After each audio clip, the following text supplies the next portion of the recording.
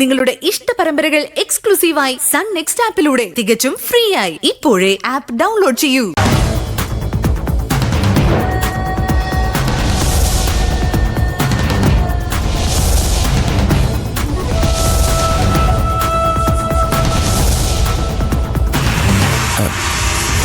എന്താ ദർശനെ, ആ പൂഴ്ത്തി വെച്ചിരുന്ന ഫയലില് എന്തെങ്കിലും പ്രശ്നമുണ്ടോ? അതൊന്നും അങ്ങനെ പെട്ടെന്ന് കണ്ടുപിടിക്കാൻ പറ്റില്ല. ഞാനൊന്ന് പരിശോധിക്കട്ടെ. മാഡം, ആ കുരിച്ചനോടൊന്ന് വരാൻ പറയേ. Yes madam. ദർശനെ, ആ കുരിയച്ചൻ ഇതിനകം പവിയങ്കളിനെ കാര്യങ്ങൾ വിളിച്ച് അറിയിച്ചിട്ടുണ്ടാവും അല്ലേ? അത് ഉറപ്പല്ലേ രൂപേഷേട്ടാ. അത് മാത്രമല്ല, ഈ ഫയല് നമ്മളെ പിടിച്ചെടുത്തതാണല്ലോ.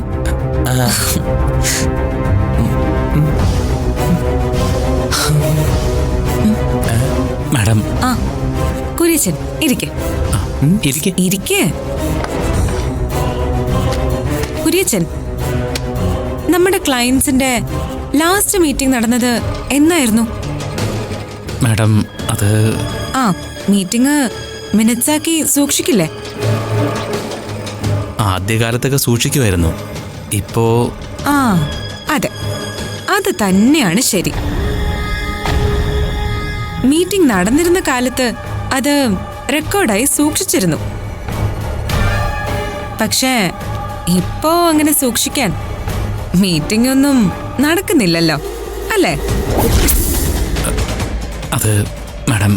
കുരിയച്ചൻ, അവസാനത്തെ ക്ലയന്റ് മീറ്റിംഗ് തീയതി 11/10/2018.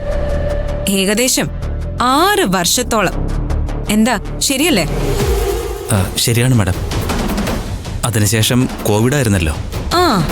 എന്നാലേ എത്രയും വേഗം ക്ലയൻസിന്റെ ഒരു മീറ്റിംഗ് വിളിക്കാൻ ഏർപ്പാട് ചെയ്യണം. അത് മാഡം. മിസ്റ്റർ കുര്യച്ചൻ, ക്ലയൻസ് മീറ്റിംഗും അവർക്ക് പറയാനുള്ളതും ഒക്കെ കേൾക്കാതെ എന്ത് ബിസിനസ്സാണ് ഇവിടെ ചെയ്തുകൊണ്ടിരിക്കുന്നതെന്ന് എനിക്ക് മനസ്സിലാവുന്നില്ല. ഏതായാലും കുര്യച്ചൻ ക്ലയൻസ് മീറ്റിംഗിനുള്ള ഏർപ്പാടുകൾ ചെയ്യും. മാഡം, പവിത്രൻ സാറിനോട് കൂടി ആലോചിച്ചിട്ട് മീറ്റിംഗ് വിളിച്ചാ പോരെ? എന്താ ആലോചിക്കാൻ? ഇവിടെ ദർശനം പറയുന്നതേ അങ്ങ് ചെയ്താ മതി. കുര്യച്ച, മാഡം, പവിത്രൻ സാറിനോട് ഞാൻ സംസാരിച്ചോളാം. മീറ്റിംഗിൽ പങ്കെടുക്കുന്ന എല്ലാ ക്ലയൻസുകൾക്കും ഓരോ ഗിഫ്റ്റ് കൊടുക്കണം. ശരി മാഡം.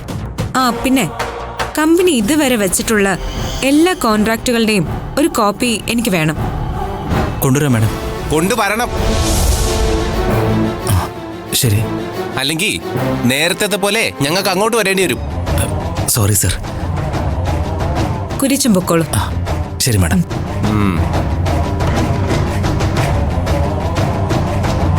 ദർശനെ, ഇയാളെ സൂക്ഷിക്കണം. രൂപേഷേട്ടാ, ആദ്യം ഈ ക്യാബിനിലേക്ക് കയറി വന്ന കുര്യച്ചനല്ല ഇത്. ആളാകെ മാറിയിട്ടുണ്ട്. കുര്യച്ചന്റെ സംസാരത്തിലും ഭാവത്തിലും ഒക്കെ ഒരു ഭയവും ബഹുമാനവും ഒക്കെ വന്നിട്ടുണ്ട്. അത് ശരിയാ, അത് ഞാനും ശ്രദ്ധിച്ചു. രൂപേഷേട്ടാ, ഇന്നേ എനിക്കൊരു അമ്പലം വരെ പോണായിരുന്നു. രൂപേഷേട്ടനും കൂടെ വരണം. പിന്നെന്താ? അല്ല, ഏത് അമ്പലം പറഞ്ഞില്ല? അതോ, വിളപ്പുറത്തമ്മയുടെ ക്ഷേത്രത്തിൽ. അവിടെ ഇന്ന് ലക്ഷദ്വീപോ. രൂപേഷേട്ടൻ കണ്ടിട്ടില്ലല്ലോ? അതൊന്ന് കാണേണ്ടത് തന്നെയാ. എന്താ? എന്നാലേ നമുക്ക് ഇന്ന് തന്നെ അത് കണ്ടുകളയാം. എന്താ?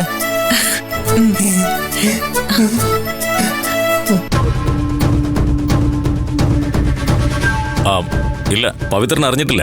അവനിവിടെ തന്നെ ഉണ്ട്. ഞാനിപ്പോ പറയാം. ശരിയടാ, താങ്ക് യു. എന്തുപറ്റി? സംഗതി ആകെ കുഴപ്പമായി. പോലീസ് സ്റ്റേഷനിൽ നിന്ന് എൻ്റെ ഒരു സുഹൃത്താണ് വിളിച്ചത്.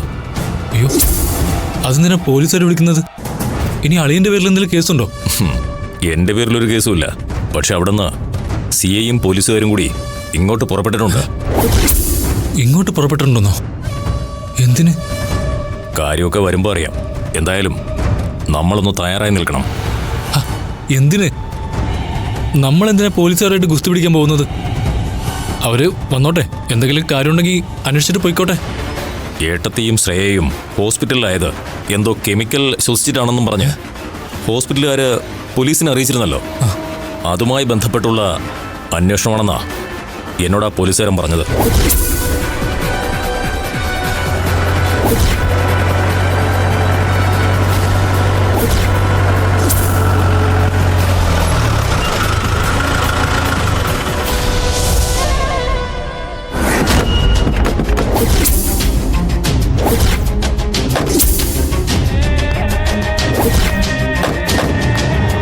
സാർ എന്താ സാർ, എന്താ കാര്യം? ഹോസ്പിറ്റലിൽ നിന്ന് ഞങ്ങൾക്കൊരു ഇൻഫർമേഷൻ കിട്ടി. അതിനെക്കുറിച്ച് അന്വേഷിക്കാൻ വന്നതാ. സാറിന് കേസിന് ആവശ്യമുള്ള ഏത് കാര്യവും ചോദിക്കാം. എന്നാലും എന്താണ് സാർ പരാതി? അറിയാനുള്ളൊരു ആഗ്രഹം കൊണ്ട് ചോദിച്ചതാ. മിസ്റ്റർ പവിത്രൻ, വളരെ ഗുരുതരമായ ഒരു സാഹചര്യത്തിലാണ് നിങ്ങളുടെ സഹോദരി ഹോസ്പിറ്റലിൽ അഡ്മിറ്റ് ആയത്. കൂടെ നിങ്ങളുടെ മകളും. അതെ സാർ. രണ്ടുപേരുടെയും ഉള്ളിൽ മാരകമായ എന്തോ കെമിക്കലിന്റെ സാന്നിധ്യം ഉണ്ടായിരുന്നു എന്നാണ് ഡോക്ടർമാരുടെ വ്യക്തമായ സംശയം. അവരത് ലാബിലേക്ക് അയച്ചിട്ടുണ്ട്. പക്ഷേ ഇൻഫർമേഷൻ കിട്ടിയ സ്ഥിതിക്ക് ഞങ്ങൾക്ക് അന്വേഷിക്കാതെ പറ്റില്ലല്ലോ. വേണം, അന്വേഷിക്കണം സാർ. ഇതിന് കാരണക്കാരായവർ ഇവിടെ തന്നെ ഉണ്ട്. ഞാൻ ഉദ്ദേശിച്ചത് ആ പാർട്ടി പോപ്പർ വാങ്ങിച്ചു കൊണ്ടുവന്ന ആളുകളെ കുറിച്ചാണ്. ഞങ്ങൾക്ക് ഒരു മുൻവിധിയുമില്ല. ഇതിൽ ആര് കുറ്റവാളിയാണെന്നുള്ള മുൻധാരണയുമില്ല. പക്ഷേ ആ സംഭവത്തിന് പിന്നിൽ എന്തെങ്കിലും ഗൂഢാലോചന നടന്നിട്ടുണ്ടെങ്കിൽ അതിന് ഉത്തരവാദികളായവരെ തീർച്ചയായും കണ്ടെത്തിയിരിക്കും. അത് തന്നെയാണ് ഞങ്ങൾക്കും വേണ്ടത്. സത്യം എങ്ങനെയെങ്കിലും കണ്ടെത്തണം. കുറ്റം ചെയ്തത് ആരായാലും ശിക്ഷിക്കപ്പെടണം. പാവം എന്റെ ചേച്ചിയും ഒന്നും അറിയാൻ വയ്യാത്ത എന്റെ മകളും ഏതോ ഭാഗ്യം കൊണ്ടാ രണ്ടുപേരും രക്ഷപ്പെട്ടത്. പവിത്രം പേടിക്കണ്ട. കുറ്റവാളികൾ ആരായാലും അവര് രക്ഷപ്പെടാതെ ഞങ്ങൾ നോക്കിക്കൊള്ളാം. ആദ്യം എനിക്ക് എല്ലാവരെയും ഒന്ന് കാണണം. സാർ, അകത്തേക്ക് വരും.